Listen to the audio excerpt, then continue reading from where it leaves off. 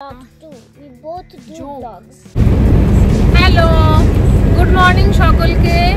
এখন আমরা বেরিয়ে গেছি এনজেপি থেকে সকাল সকাল, যাচ্ছি এখন তাকদাতে একটা খুব ফেমাস ব্রিটিশ বাংলো আছে। মেবি তোমরা সকলেই সেটা জানো আমরা কোথায় যাচ্ছি, কিন্তু বাংলো নাম্বার কত এক্স্যাক্টলি সেটা এক্ষুনি বলছি না, ওটা পরে বলবো। আর অ্যাজ ইউজুয়াল সাথে আছে মা, আর আছে মাকে সে হাই। আচ্ছা, তো এখন বেরিয়ে গেছি, কতক্ষণ টাইম লাগে দেখা যাক। জাস্ট বেরিয়েছি, আর আমার সাথে যে আমাদের ড্রাইভার ভাই আছে, আমি ওনার সাথে ফার্স্ট টাইম ট্রাভেল করছি, তো দেখা যাক ওনার সাথে এক্সপিরিয়েন্স কেমন হয়। আমি দেখে দিচ্ছি, ওনার নাম হচ্ছে সংকেত ভাই। ওনার নাম্বার, নাম সব কিছু আমি ডিটেলস দিয়ে দেবো, তোমরা দেখে নিও। আমাদের সারথি, তার ফোন নাম্বার, তার নাম উনি নিজেই বলবেন ওনার মুখে, তো একটু শুনে নাও। বলিয়ে ভাইয়া। मेरा नाम संकेत हुआ और मेरा मोबाइल नंबर 8167794426। इसमें कॉल करिए हमको। তো তোমরা শুনে নিলে যে সংকেতজির নাম্বার দিয়ে দিয়েছে, তো যখন তোমরা আসবে ওনাকে কল করো, উনি নিয়ে যাবেন, তোমাদের কোনো অসুবিধে হবে না, ঠিক আছে? চলো ভাই, দেখা হচ্ছে পরে। রোজকার অফিসের কাজের চাপ আর দৈনন্দিন জীবনের ব্যস্ততায় যখন মনটা পাহাড় করছিল, সেই মুহূর্তে ঠিক করে নিয়েছিলাম যে এইবার পাহাড়ে আমাকে যেতেই হবে। আর তাই পাহাড়ি রাস্তা, দুপাশে চা বাগান আর রাস্তার দুই পাশে সুন্দর সাজানো ঘর বাড়ি এইবারে আমাদের গন্তব্য। এতক্ষণ তোমাদের কাছে যেটা রিভিল করিনি সেটা এখন রিভিল করলাম। একদম ঠিকই দেখেছো, আমি এসেছি আজ তাকদা বাংলো নাম্বার 12-এ। তোমরা জানোই যে তাকদা বাংলো নাম্বার 12 হলো একটা হেরিটেজ প্রপার্টি, আর আমাকে হেরিটেজ প্রপার্টি বরাবরই কিন্তু আকর্ষণ করে। তো টাটা, আমরা চলে এসেছি, আগে চেক ইন করে নিই। সো ফাইনালি আমরা চলে এসেছি আজকে এখানে তাকদাতে, তাকদা বাংলো নাম্বার 12। এটা একটা হেরিটেজ প্রপার্টি, আর এই প্রপার্টিটা অনেকদিন আগে। এটার একটা অনেক সুন্দর গল্প আছে, সেটা পরে শেয়ার করছি। আগে তোমরা প্রপার্টিটা দেখে নিই। দার্জিলিং জেলার তাকদা বা টুকদায় অবস্থিত 12 নম্বর হেরিটেজ বাংলো তাকদা ক্যান্টনমেন্ট হলো পশ্চিমবঙ্গের দার্জিলিং জেলার দার্জিলিং সদর মহকুমার রংলিয়ট সিডি ব্লকেরই একটি এলাকা। তাকদা ক্যান্টনমেন্ট নাম থেকেই বোঝা যায় ভারতের স্বাধীনতার আগে একটি ব্রিটিশ সেনানিবাস ছিল এটি। সমগ্র ভারত থেকে আগত উচ্চপদস্থ ব্রিটিশ অফিসারদের প্রিয় আবাসস্থল ছিল এই তাকদা হেরিটেজ বাংলো নাম্বার 12। তো এই ছিল মোটামুটি ইতিহাস। আর ওই পেছনে দেখছো বিরাট এক পাইন ফরেস্ট, যেখানে আমরা যাব কিছুক্ষণ পরেই। আর এটা হলো আমাদের এই ব্রিটিশ বাংলার মেন এন্ট্রান্স, যেটা মূল আকর্ষণও বলা যেতে পারে, কারণ এইখানের প্রচুর ছবি এবং ভিডিও তোমাদের মতন আমিও দেখেছি, এবং দেখে আমারও ইচ্ছে হয়েছিল যে এই হেরিটেজ প্রপার্টিতে একবার হানা তো দিতেই হয়। কারণ এই উন্মুক্ত প্রাঙ্গণ, এই চারিদিকের সবুজ যে প্রকৃতি, সেটা সত্যি আমার মনকে কিন্তু প্রচণ্ডভাবে আকৃষ্ট করেছিল। আর এখান থেকেও তোমরা দেখতে পাবে যে ওই যে পেছনে দেখতে পাচ্ছ, আশা করি পাইন ফরেস্ট দেখা যাচ্ছে। তো ওই পাইন ফরেস্টে যাওয়ার কিন্তু একটা বিশেষ লোভ আমার মধ্যে কাজ করছিল যে কতক্ষণে ওখানে যেতে পারবো। তা আমাদের কিছুক্ষণ ওয়েট করতেই হচ্ছিল, কারণ আমরা অনেকটা তাড়াতাড়ি চলে এসেছিলাম, তাই আমাদের চেক ইন তখনও কমপ্লিট হয়নি।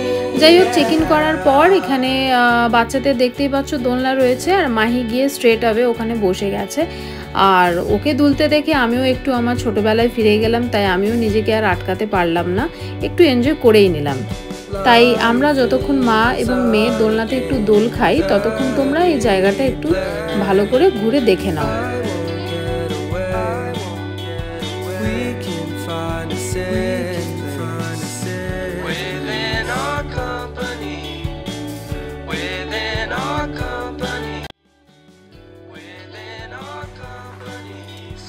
তাকদাতে এই হচ্ছে আমাদের থাকার রুম।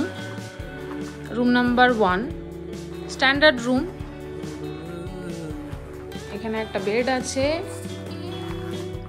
এখানে দুটো সাইড টেবিল আছে, বেড সাইড টেবিল, বেডের উপরে একটা ফটো, এখানে বুদ্ধার ফটো, এটা একটা বসার সিটিং অ্যারেঞ্জমেন্ট, এখানে চায়ের সব কিছু অ্যারেঞ্জমেন্ট আছে, টি কফি যদি বানাতে চাও।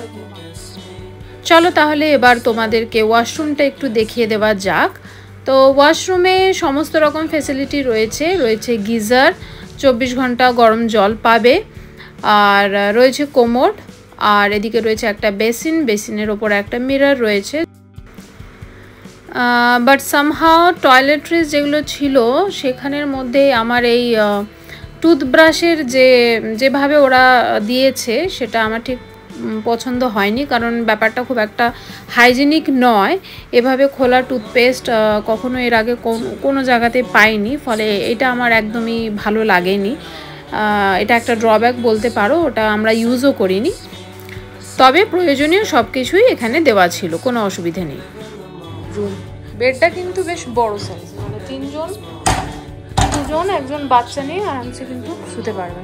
আর আরেকজনকে দেখো খালি ফটো তুলে যাচ্ছে। তো ঠিক আছে, পরে আবার কথা হবে, আর বাকি এরিয়াগুলো আমি দেখাচ্ছি আস্তে আস্তে।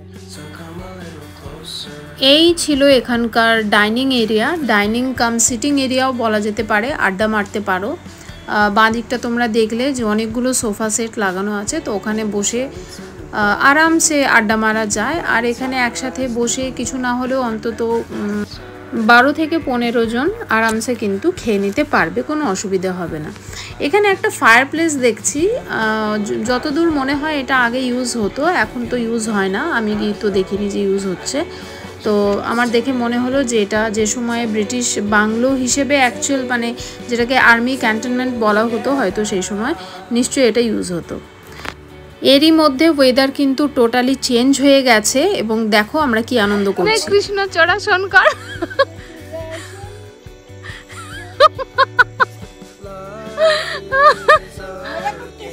নিশ্চয় পয়সাটা দিচ্ছি তো ওই জন্যে। ব্যাপক ওয়েদার হয়ে গেছে। ও নাইস। এবারে পাহাড়ে যাওয়ার আগে থেকেই মনে প্রাণে চেয়েছিলাম যেন চারিদিকটা কুয়াশা মাখা, মেঘে ঢাকা এরকম একটা ওয়েদার পাই। আর দেখো আমার মনের ইচ্ছে, মনোবাঞ্ছা যাই বলো না কেন, তা কিন্তু আমায় প্রকৃতি ঢেলে সাজিয়ে উপহার দিয়েছে। তোমরা কি বলো, কীরকম লাগছে এই ওয়েদার?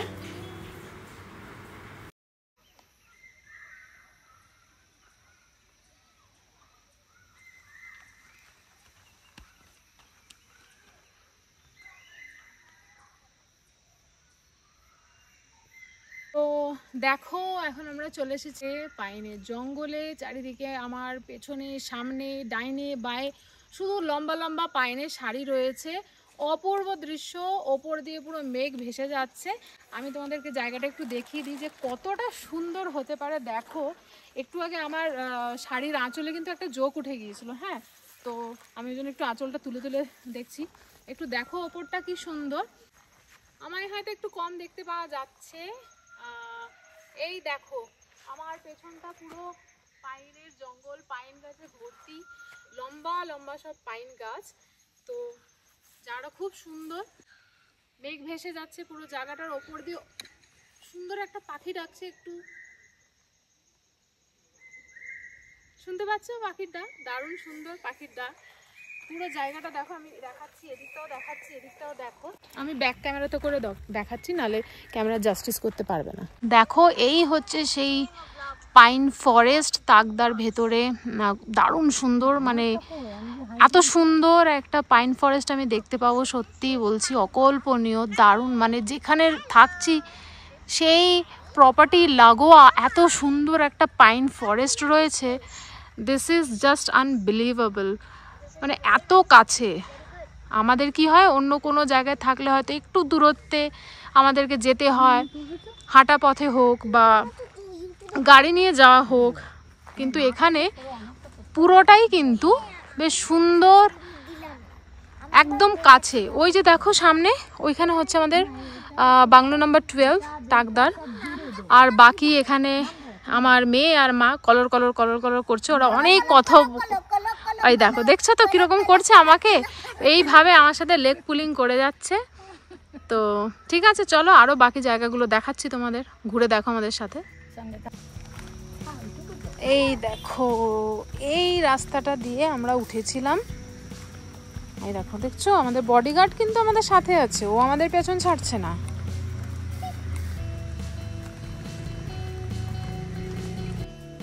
তো এই হচ্ছে আমাদের Takdah heritage, Takdah British bungalow number 12। আর এখানে ফোন নাম্বার আছে, দেখো আমি এটা অ্যাটাচ করে দেবো, এই নাম্বারটা আমি দিয়ে দেবো, এখান থেকে দেখে ফোন করতে পারবো না।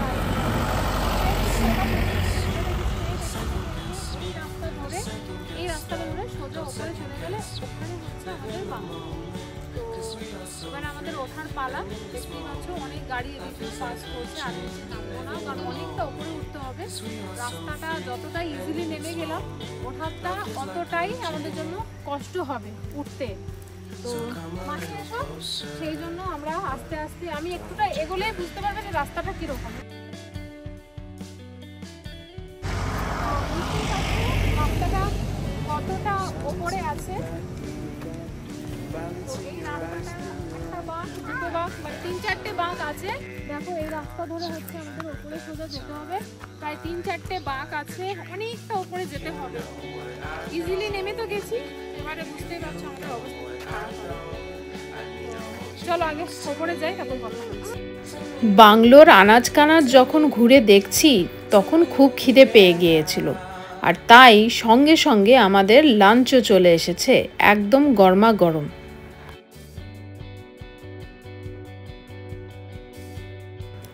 তাহলে চলো গরমা গরম লাঞ্চে আমাদের কি কি সার্ভ করা হয়েছে সেটা একটু দেখে নেওয়া যাক। তো খাবারে ছিল গরম গরম ভাত, ডাল, আলু বিনস দিয়ে একটা তরকারি, ছিল চিকেন, পাঁপড় ভাজা, স্যালাড, আর ছিল ডিমের কারি। কারণ ইদানিং মায়ের চিকেনের ওপর অনীহা হয়েছে, তাই মা চিকেন কারি খাবে না। দেখতেই পাচ্ছ সমস্ত খাবার থেকে একদম ধোঁয়া বেরোচ্ছে, এতটাই কিন্তু বার্নিং হট। আর ঠিক এরকমই গরমা গরম খাবার খেতে কিন্তু আমি পছন্দ করি। আমি পার্সোনালি ঠান্ডা খাবার একদম পছন্দ করি না। তাকদাতে এসে দেখলাম ক্ষণে ক্ষণে ওয়েদার চেঞ্জ হচ্ছে। লাঞ্চের পর ওয়েদার যেভাবে নিজেকে চেঞ্জ করেছে, তারপর মাহি বেরিয়ে গেছে ওর ছাতা নিয়ে, ফুল নিয়ে বিভিন্ন রকম এক্সপেরিমেন্ট করছে। তারপর আমায় বলল যে মাম্মা তুমি তো প্রপার্টি ঘুরে দেখাচ্ছ, কিন্তু আমি কি দেখাতে পারি না? সো আমি বললাম ওয়াই নট। তো সেই জন্য এবার থেকে একটুখানি সময়ের জন্য মাহি হলো তোমাদের গাইড, অর্থাৎ ও পথপ্রদর্শক, আমি না হয় বাকি রোলটা প্লে করলাম। তা এদিকটা হচ্ছে বাংলোর একটু ব্যাক সাইড। তো এদিকেই অ্যাকচুয়ালি পাইন ফরেস্টটা রয়েছে, একদম মেঘে ঢাকা একটা পাইন ফরেস্ট। ওয়েদারটা তোমরা দেখতেই পাচ্ছ যে কিছু দেখতে পাওয়া যাচ্ছে না, আবার এক্ষুনি দেখো তার পরক্ষণেই কিন্তু একদম রোদ ঝলমল করে উঠেছে এবং প্রকৃতি আবারও নিজেকে অন্য এক রূপে ধরা দিয়েছে।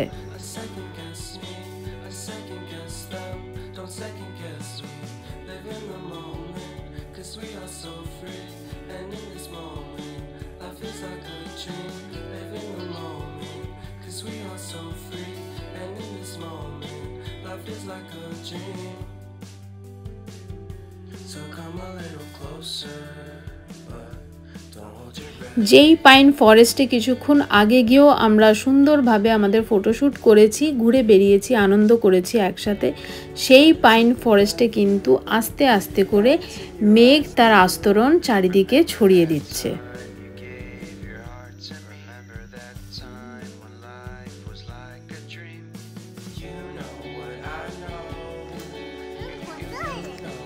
আরাম লাগছে।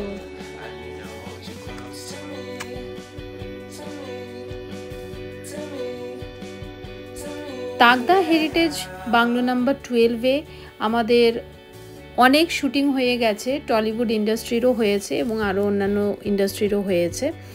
তবে তোমাদের যদি জানা কোনো সিনেমা বা ওয়েব সিরিজের কিছু মনে থাকে যেটা এখানে শুটিং হয়েছে, তাহলে আমাকে অবশ্যই জানিও। দেখো না, ঠান্ডা লাগছে নাকি? হ্যাঁ দেখো না, গুটগুট গুটগুট দেখছে, ঠান্ডা লাগছে। একটু ইন্টারভিউ দে তো দেখি কিছু, বল ঠান্ডা লাগছে? বাবা ও এখন ঘুম কাতরে পুরো। নিশিরা বাঁকা চাঁদ আকাশে, চুপি চুপি বাঁশি বাজে বাতাসে বাতাসে। নিশিরা বাঁকা চাঁদ আকাশে। পরিবেশটা এমনই ছিল, ঠিক এই গানটাই মনে হয় এই পরিবেশের জন্য অ্যাপ্রোপ্রিয়েট, তাই দুলকলি না গিয়ে আর থাকতে পারলাম না। আচ্ছা, এই সময় যদি কেউ পাইন ফরেস্টে যেতে বলে, যাবে? নিস্তব্ধতা ও কোলাহল এখানে দুই কিন্তু একসাথে বিরাজ করছে। Good evening to all of you. এখন সন্ধ্যেবেলা, চারিদিকে নিস্তব্ধ হয়ে গেছে। এক কাপ চাই আমি তোমাকেই চাই, তো তাই চা খাচ্ছি। শরীরটা একটু গরম করছে, কারণ আশেপাশের ওয়েদার কিন্তু বেশ ঠান্ডা। খুব ঠান্ডা বলবো না, তবে বেশ ঠান্ডা, মানে একটু গায়ে চিটচিট করছে। সেই জন্য একটা ছোট্ট পাতলা একটা শাক জড়ি নিয়েছি আমি। ডিনারের টাইমে আবার দেখা হবে, ডিনারে কি কি খাচ্ছি কি না খাচ্ছি সব। ওকে, সো আমাদের ডিনার টেবিল ইজ রেডি। আর ডিনারে আমরা নিয়েছিলাম গরম গরম fried rice with chilli chicken, কারণ আমার মনে হলো যে রাত্রিবেলা গরম গরম একটু চাইনিজ খেলে খুব ভালোই হয়। চাইনিজ খাওয়ার পর ঘুমিয়ে পড়েছিলাম বেশ কিছুক্ষণ নিজেদের রুমে আড্ডা মেরে। তারপর সকালবেলাটা দেখছো আবারও প্রকৃতি নিজেকে অন্য রূপে ধরা দিয়েছে, চারিদিকে একদম রোদ ঝলমল করে উঠেছে। আজ আমরা এখান থেকে চেক আউট করে চলে যাচ্ছি অন্য একটি জায়গা, সেখানে গিয়ে আরও একটা নতুন ব্লগে দেখা হবে তোমাদের সাথে। ততক্ষণ অবধি সবাই সুস্থ থাকো, দেখা হচ্ছে পরের ব্লগে।